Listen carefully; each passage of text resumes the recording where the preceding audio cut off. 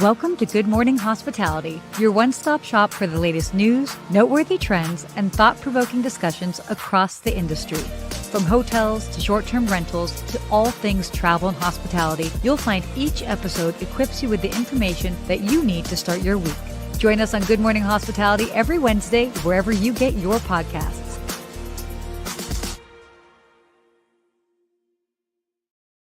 Superfly, good morning. What's up, Stara? Whoa. Good morning. Good Whoa. morning to everybody watching. Another week gone by. I'm excited to be here with you today. I know. It's nice to be with you from a home studio, not on the road, which is always cool.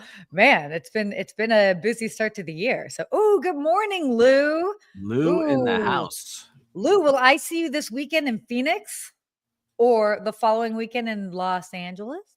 Ooh, which conferences are you going to? So I am actually going to be speaking. I've got actually a couple of things going on. I'll be speaking in Phoenix this weekend at Travel and Adventure Show. We're doing a fun panel with two other travel, I guess, influencers. One who was at one point that's a bummer.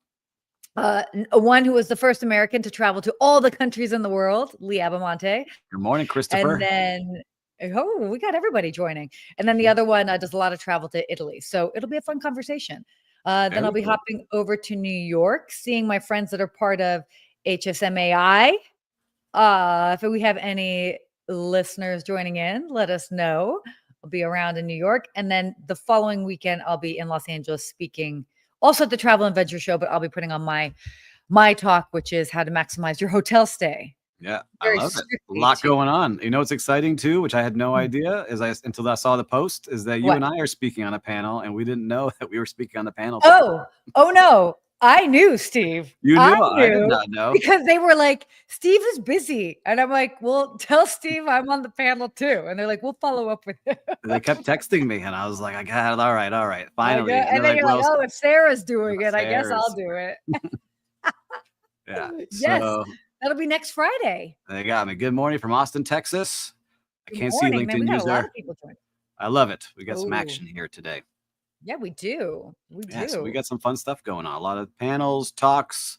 Yeah. A lot of action in my business world too. I know. I feel like you've probably got a lot going on. I mean, I know you do. A lot. And some things hopefully I can share soon. But I've been working on an outdoor glamping project for a long time. That's finally making some serious moves. So good stuff. Good stuff coming along. Very cool. Well, as you guys continue to join the show, live show, let us know where you're joining from. Always cool to see, because we've got people from all over. But if you're ready, I'm ready.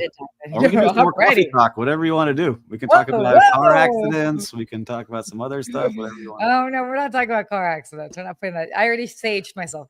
For those that don't know, I got into a car accident this weekend. Somebody hit me from behind on the highway. All good. A-okay. Yeah, A-okay. We're turning it around. So, all right. Well, let's talk about some things that are happening. I guess big news. Yeah. Yeah, big news in the world of hospitality. Hyatt is this happened this week. Hyatt is acquiring Playa Hotels and Resorts for $2.6 billion. So Hyatt Hotels has announced an agreement to acquire Playa Hotels for $2.6 billion, including $900 million in debt. What's interesting is that this will definitely expand Hyatt's portfolio of all-inclusive resorts in Mexico, the Dominican Republic, and Jamaica. I will say, I mean, Hyatt already has a good number of all-inclusive resorts. I was just at one in December, spoke with them. Yeah. Oh, cool. Love that we are seeing this. Thanks for that, Will, in the background. Producer Will. So yeah, this is interesting. And what were you seeing from it's pretty amazing to see what they're doing. They're betting big bucks on this is how people want to travel. And we've talked about this a couple of shows now, where Marriott has started getting into the all-inclusive. We see more and more people like knowing what they're going to pay before they get there and kind of relax on those vacations. But what was interesting is that they bought it for $2.6 billion, and they want to now sell all of the hotel properties to a third party, so that they're not going to actually own. They'll manage it. So they'll sell it to third parties to raise $2 billion. to hopefully Mhm. pay down some of the debt by 2027. So it's what the brands do. They don't own the hotels. A lot of these brands, they like to be asset light and have the management contract. So it's all right. We'll buy them. Now we own them. Now we're going to flip them to third Yep. parties, and we'll have our management contract in place for those third parties. So it's an interesting business move. But you've, I think, been to some of their properties, and I was looking at it. I've had a lot of friends go there. My parents have been to some of them. What do you Yeah. think about this? Do you think more and more people want to go all inclusive? Definitely. I also think it's a really smart move for the business and group tourism sector. For example, so I was at Secrets Tulum, which was, part of Apple Leisure Group, which was in 2021 acquired by Hyatt. And I actually this was in December. I was actually the keynote speaker at their event for their top performing travel advisors. And it's fascinating because obviously the travel advisors are setting a lot of leisure travel there. So it was great to see everything that they're offering at a high level. But us being there was very much a business trip experience. And it was really cool to see because obviously you can understand and see it from the leisure perspective being there, but even as like an event, so like groups and events, conferences, very smart move to be able to do that. And you're attracting a whole different group of travelers, great travelers that can help fill in on the off season or at different times. And it was great because again, if you're going someplace for a conference, well, first of all, if you're being told, oh, there's a conference and it's in Tulum or some other wonderful Yeah, place let's in go. Mexico, you're like, okay, sign me Yeah. up. So that's obviously attractive. But B, as somebody that's attending that, you don't have to worry about like, oh gosh, like where am I going to go for this? Everything's already all included. So you just get there, you can go eat wherever you need to eat on property. You can go to the events that you need to go to, and it's wonderful. So I think that's a huge move. Yeah, I think so too. And first, I want to say good morning to Alan DeLeo because he was Yes. saying good morning, Morning. here from Milwaukee. I also think in talking to some of the GMs of these places is that it's kind of the answer to cruise ships, right? This is the hotel chain's answer because that's what people go on cruises for. Is everything's included. Sure. It's all in one spot. You have all your entertainment, and now you have some fantastic hotels that are now part of bigger brands that you can do the same thing and have that full inclusive resort experience while still being on land. So if you do want to explore more of the cities, you can. Yeah. And I think that's going to be a big win for people. I think for families and singles and whoever's traveling, it's just great. I think it's an awesome thing that Hyatt is doing and really betting big on it. 2.6 billion. Yeah. And also the fact for all of our brand loyalists out there, which we love them, whatever your brand is, the fact that you might be able to earn and use your points for stays at some of these properties. Sometimes it transfers over, sometimes it doesn't, depending on the bigger brand. But I mean, that's great. That's fantastic. So yeah, I think it's all about increasing their portfolio because there's so many different types of travelers out there. And I personally love this. I'm a fan. I think it's great. And then we got another big news from one of their competitors. Why don't you announce it? What do we got coming? Marriott Apartments by Marriott Bonvoy opening its first mainland U.S. property in Savannah. They're opening the Ann, Savannah, Georgia, which is going to be more based. It's their first property in the U.S., which is fascinating. Just in general, Marriott Apartments. Yeah. What are your thoughts on this before we kind of like talk about this? We've seen Marriott is making a bigger push. And good morning, Alex. Thanks for being with us here. Marriott is making a bigger push, right? They signed a deal with Sonder that we talked about a couple of weeks ago. That's more apartment style places. And now this one is their first branded, built up of their own with 157 premium apartments. They're calling them suites, from studios to 4-bedroom lofts. So the property offers apartment style units equipped with full-size kitchens, in-room laundry, pet-friendly living spaces, and caters to families, groups, and solo travelers. So to everybody. Yeah. I just think people like traveling like this, and we've said it for a long time. I've been saying this for now like 5 years, where this is how people like to travel. The hotels are not going to give up their share to all the vacation rental owners and all the people doing Airbnbs. They want their piece too, and this is how they're going to do it. So if this takes off, those urban property managers are going to have some challenges if Marriott starts popping up in all these places with Marriott Bonvoy and these style places. It's going to be interesting to see what happens, but also for them to learn. It's not as easy as just doing a hotel when you have more and more rooms and apartments. It's not just room and presidential suites. It's a different type of cleaning, different schedule, different amount. I'd like to hear from Lonnie on what he thinks about who's joining us, the housekeeping, for sure, apartment style units that Marriott is doing. Because if you have a 4-bedroom unit, you're going to need a lot more time in those places. So it's going to be interesting to see how they do it. But I love seeing it. I think it's great. I think it's huge because like the key advantage is, again, probably earning and redeeming points. Yep. I mean, I'm, by the way, like I am such a loyalist, brand loyalist, like whether it's airlines or hotels, like I just love playing that game. In hotels, I'm lucky enough that I can kind of play like with a couple of different brands. But if I know that I can earn, like I'm into that game. And I do like boutique hotels. So, but I still am like, ooh, do I stay at this cute boutique hotel? I mean, it's great. But I was like, I could stay at this other place. It's the same price point, and then I can just like earn points to a future stay. I totally like think like that. And I know I'm not the only one. So having that, and also the consistency. So that's the whole thing. I mean, obviously, you know, there is totally a time and place for home rentals. I book them for some of my own high-end clients that are traveling. I totally get it. But it's like now it's just another piece of the pie. And it'll be interesting because I think obviously what they're trying to bank in on is like the consistency level. Like, you know what you're going to get, because it's well, I haven't looked enough at their amenities. I see they have some, but I would love to see. This is what one of these places needs. Is it needs to have some kind of cafe, food service, and then you're locked in. Then it's a home run, because a lot of these places are very, you know, oh, here's a market. But if you can set up like a cafe that feels like it's part of the neighborhood, and you can go downstairs and grab a couple things, home run for all of these. So if you need any food and beverage help, let me know. We'll make sure. Well, I kind of started doing a little deep dive into this, and I should know it more, but I'd be curious, like, what's the difference between this and like an extended stay property? I think these are nicer, right? Incorporates a lot more modern elements, natural wood beams, you know, they're saying sustainable construction. I mean, obviously it's different. It looks more high end than some of the places that I've stayed that are extended stay. But look, I think it's more the space when you get 3 and 4 bedrooms. Yeah. Well, it's interesting. So the Ann Savannah will soon open its on-site restaurant, Little James, too. So, So they're okay. Well, I would like to know, will they have a gym? Anyway. Big. Exactly.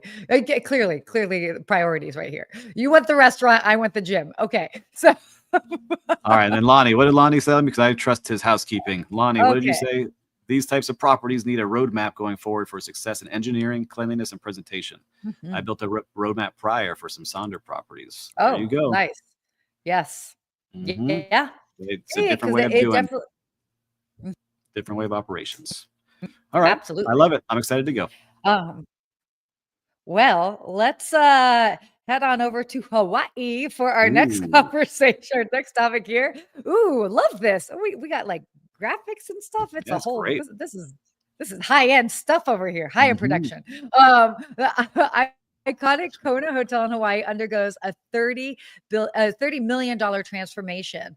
So the historic Uncle Billy's Kona Bay Hotel in Kona, Hawaii is undergoing a $300 million renovation and will reopen as the Hampton Inn in summer of 2025. Yeah, interesting. So what's cool with this transformation is that they're really trying to they're trying to preserve the property's like 1960s Hawaii ambiance. Yeah. I love that.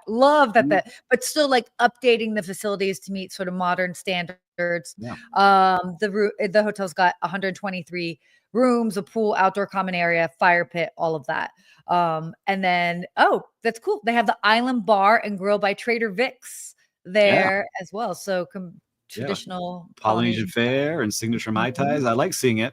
I think, like Christopher said, interesting brand choice, but Hampton is making a move now. Like I'm seeing it around Miami. I've been positioning themselves like not luxury, but a little bit higher end than they normally are considered. And they're popping up in places with like cool bars. And yeah, I'm like, all right, they're starting to make a move. So love to totally. talk to somebody from Hampton Inn to see what that vision is that they have for the future. Cause there's a good place for it. It's a solid brand. They do a good Yeah. job.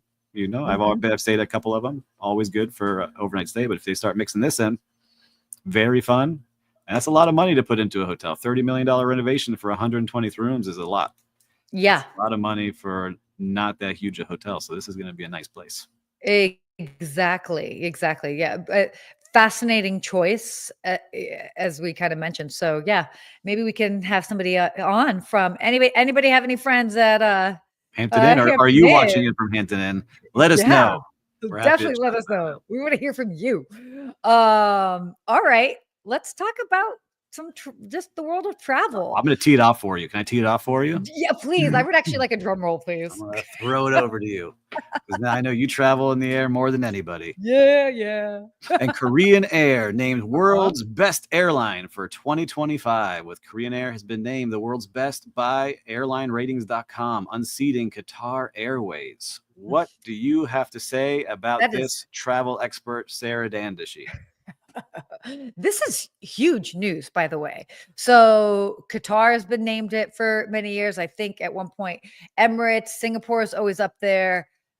Korean Airlines getting in the mix. I mean, now for anybody that travels internationally as well as domestically, international travel, completely different ball game compared to domestic travel. But this is a very big deal. So a couple of the factors that really kind of push them over the edge into being considered number one, their commitment to passenger comfort, especially in economy class. So that's great. So they've got their original seat configurations with generous seat pitches. Also, like different touches, they provide slippers, larger meal portions for medium and long haul flights. And also another big factor is Korean Airlines merger with Asiana Airlines also kind of contributed to this. So wild. I like Very it. I interesting. flew them. It was 10 years ago. And I was in economy and I felt like, wow, this is like royalty back here compared to any of the domestic flights that we have here. I was like getting Toomey branded bag with lotions and slippers that were branded. I forget, like it was an upscale brand and beautiful blankets, all for that trip that I did over to Seoul, Korea, that I had to go to Thailand from. So it was great. I loved it. Yeah, no, it's fantastic. And again, like it's a whole different a ball game. And to give you an idea for there's some honorable mentions in the international space. Obviously, Qatar, Air New Zealand, also great. A great airline, Cathay Pacific, and Singapore, as I mentioned. So yeah, very interesting stuff. Just to kind of talk about as far as like domestic airlines, the top hybrid airline, I love this hybrid airline for 2025 was awarded to JetBlue. So a hybrid category, I've actually never heard of this, so I wanted to share with you guys, refers to an airline that combines features of both low-cost carriers and full-service airlines. So rounding out the top five, JetBlue, WestJet, Virgin Australia, Delta Airlines. Oh, interesting. And United. So JetBlue coming in hot. I mean, I will just say this about JetBlue, and I will also say this about airlines, and then we'll move on. I actually had to book clients of mine on a Mint, like their equivalent to first class, and I couldn't. It was a family of 4.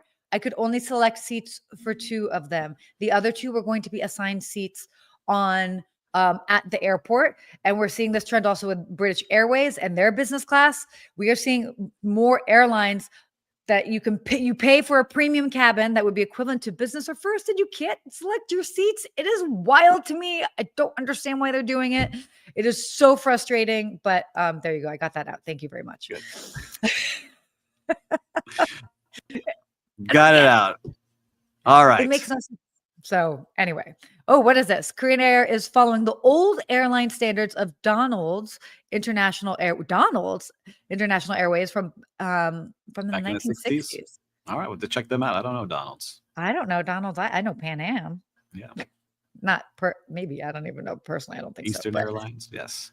Yes. Well, Next, we got Disney. All right, why don't you lead us in for this? Of course, I'm excited about this one. Disney's expansion continues into cruise ships and theme parks. They are starting to bet big coming up, and will be doubling their fleet of cruise ships until by 2031. Crazy to say that out there. And they're expanding the park. So they're investing heavily in theme parks with plans to introduce the new attractions based off Avatar, Indiana Jones, Encanto, Monsters, Inc. And they're developing their own new private island for Disney cruisers. So a big push into Disney. And I will say, we are all excited. We're watching all of this theme park fun, my family. And I, with Universal, made their big bet on their new park that opens up this summer in May, Epic Universe, and their new hotel, a Lowe's hotel, that will be a part of it. So that all happens now. So Universal got ahead, and Disney's like, no, here we come. So now they're betting big on the theme park. So what do you say about this? Are you a Disney adult, Sarah? I haven't seen any of your travel to any Disney theme parks. Here is my new Minnie Mouse thing. Okay, I will say this about Disney. I'm not particularly moved by it. I don't have I'm not particularly moved by it. But in the times that I have been as an adult, where I had a friend of mine who's a big Disney fan make me go, I was actually pleasantly surprised. And I mean, I'm obviously here in Los Angeles, close to Disneyland. I grew up going to Disney World a lot as a kid. And it was cool to go to Disneyland actually with my mom. I took her at one point because she went there back in like the 60s. So that was kind of cool to see through her eyes. I mean, I'm not particularly moved by it, but as far as a business, I will give them this. They know how to keep it moving. They know, like, it's always going to be busy. There's always going to be lines. And they have really tried to master making the wait process, that you can minimize the wait process. I think they've done a very good job with that. And for that, I commend them. But yeah, I'm not. It is a machine. It's a machine, Disney. It is. Yeah. So like I give them a lot of credit. So for me, when I go there, I'm actually more interested, like the operations, like, oh, that's kind of a smart move. Oh, that's interesting. Yeah. And of course, like I enjoy the rides and all of that. But I'm not really wearing Minnie Mouse ears. Yeah. There's some people that go every single day. They have dinner or lunch or something every single day there. But I'm excited for them. It's going to be fun. I'm curious to see if they start doing some things with their hotels, because I guess fantastic hotels there as well. But the cruise ships is big. I've been on one. It is pricey, but they do a fantastic job for families, and you feel like you're in that Disney bubble. So good job, Disney. Keep it pushing. So wait, I'm actually looking up this really quickly because I can't remember off the top of my head. I used to know. Okay. So like I was looking at the the price for a annual pass. Mm-hmm. There's different levels now. So it's like a couple hundred up to like several thousand, depending on how often you want to go, blackout dates. Disney Incredipass, for example, $1,500, and then you get 20% off merchandise in stores. So if you go all the time and you live there, like I have some friends that go all the time. They go every Friday and Saturday. They don't go on the rides. They just have dinner. They like watching the shows. They love that world. And so it's worth that $1,500. It's like access to the country club over there. Yeah, that's not bad. You know what I mean? Like when you know how much like a regular pass is, and like for that, and if you live close to it and you like to go a lot, it honestly makes sense. Yeah. Any of you out there going on any Disney cruises or Disney hotel visits anytime soon? I know spring break is the busiest time of year over there. We'll be sneaking over there for my kids' birthdays pretty soon. Fun. We just go make sure we have a great time, and then roll on back down to Miami. Yeah, I think it's great. I mean, look, you can't go wrong with Disney. They definitely know what they're doing. It's very true. They definitely know what they're doing. Okay. Well, should we get into our real-time recap? Let's do it. What's happening in the streets of hospitality? On the streets of Miami. Well, I'm excited. I had mentioned this just a little bit last week, but this is probably the best month in Miami, February. The Miami Boat Show is taking place now, and there are yachts and parties and boats of all different kinds filling up the coast here. And it is just a fun place to be right now. So I'll actually be going over there tomorrow to walk around and see, but they've done a fantastic job making it a fun experience. And then I'm looking forward to the Wine and Food Festival. I was just about to say, right? Next week. Sobe. Sobe Wine and Food Festival. Yeah. They're going to raise a ton of money. All those tickets, which a lot of people don't realize, goes to the Florida International University Hospitality School. So they raise millions of dollars for the hospitality school here in Miami for FIU. But it's just a fun event when you see all the big time chefs and everyone putting on their best. And just to be around it, it's like a great energy and electricity around the city. So if you can make it down to South Beach, make sure to do it this month. Ooh, love that. No, it is a good time. Good time. Okay. Well, yeah. I am trying to make it down to Miami, at least for sea trade. Okay. Yeah, you went last year. It was good. Yeah. Figuring that out. I just have a couple of things that are happening, so it might be at something, whatever. We'll bounce around, but we'll try to make it there for at least like part of it. So fingers crossed, if not before. My real-time recap. Okay, this is, I love this, where you get to see hospitality in unusual places. That's actually why I wanted to like create this real-time recap segment. Is like how we can see hospitality in unusual places. Obviously, in usual places, that's great too. So I got into a car accident this weekend.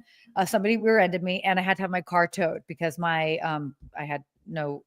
one tire blew completely, and the AAA guys could, first of all, everybody in the whole situation was pleasant, nice, helpful, calm.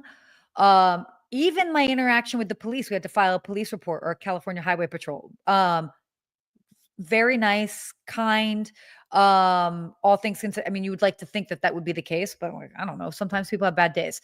But the AAA guys, and I'm just like, I don't even know, like I don't have a car. Like I was so discombobulated. Yeah. And I'm like, okay, my car is getting towed to a tow yard. Like, do I just take like an Uber from this random city street? Like whatever. And they're like, we'll take you home. And I don't think that they normally do that because it was a little bit in a different direction. And they were so nice along the way. They held onto my car. And then they ended up driving me back home. Then in different times where I was like, oh my God, I don't know if I got like this right picture. I was like, hey, can I swing by? And they're like, you know what? We'll take a picture for you and send it to you, save you the drive. And so again, it was just this reminder of like, I mean, these guys work like at a tow yard, but they were nice and hospitable and helpful. So again, in the most unusual places, hospitality is alive and thriving. I love it. So, you see? Yeah. And one of those stressful situations, they thought about you and went the extra mile. Totally. So nice. So, I mean, all things considered, nobody was not a situation people want to be in, but yeah. So again, hospitality is out there, and I really love seeing that when people are kind and courteous. So good job out there to those tow truck drivers. Yeah. Thank you, AAA. Not sponsored by AAA, by the way. And we got our hospitality quote today. Okay, yeah. What is our quote? All right. And this one's a special one. Yep. This one comes from the recently released Hospitality Unlocked, now available on Amazon. The true success in hospitality and any industry comes from balancing ambition with patience. Take your time to learn as much as you can. And that's from Nick Falcone, CEO of MDM Hospitality. They have the Margaritaville Resort here in Orlando and several other properties, but great quote from Nick. What do you think about that one? I mean, it's true. That is what hospitality is. Like, what stood out to you? I mean, obviously you got that quote from him when you were doing an interview, and then you chose it to be in your book. Yes. What resonated with you? If we can put it back up on the screen, Will, it's a part of it that stands out to me is really, and a lot of people said this, and I kind of look back on my career, was taking your time to learn as much as you can. Because sometimes we get caught up in like, what's the next role? What's the next position? I'm ready for that next spot. But we don't fully learn that. Oh, look at this. Thank you very much. The book here. And so we don't fully take the time to learn our positions and be experts in it. So as you move up, you have gaps right? You climb that ladder too fast. You're like, oh, I don't know that. Like, I don't know that role. I don't know this. And Christopher, thank you for buying the book, and several hundreds of you out there. I appreciate you supporting and posting the pictures. And if you haven't got it yet, it means the world to me, to spread that knowledge from all the great people that are in that book. Cool. So thank you very much, everybody. So cool. Yeah. I mean, that's the whole thing, is like, we're always learning. I'm always a big fan of like always be learning, because it doesn't matter. I mean, if you look at some of the top CEOs that are really doing some great things, there's a humbleness to them, and this willingness to continue learning. I mean, there's so much. The world is changing at a rapid pace. And consumer demands are changing, all of that. So it's like, you just have to have, I think if you have that open mindset of always be learning, it makes you more nimble and flexible. And I mean, to me, it's the only way up. I agree. And we all still learn every day. The moment we stop, it's not a good day. So keep learning. Keep trying new things. That's what I enjoy doing every day. I know you do too. You're all over the place, learning new cultures, learning new things. So 100%. Every day I'm like, learn. Yeah. Sometimes I'm like, my brain is like, okay, even my downtime, I'm like reading and learning and, all of that stuff. So, but, got to feed the great brain. Quote for the day. A great quote. And thank you to all of you out here. I see some new faces that joined us, sharing their comments here in the comments section. We appreciate you joining. Alex, see you sharing a lot of comments here as we're on. Yeah. And as always, thank you. Hey, stay hospitable, and we'll see you next week.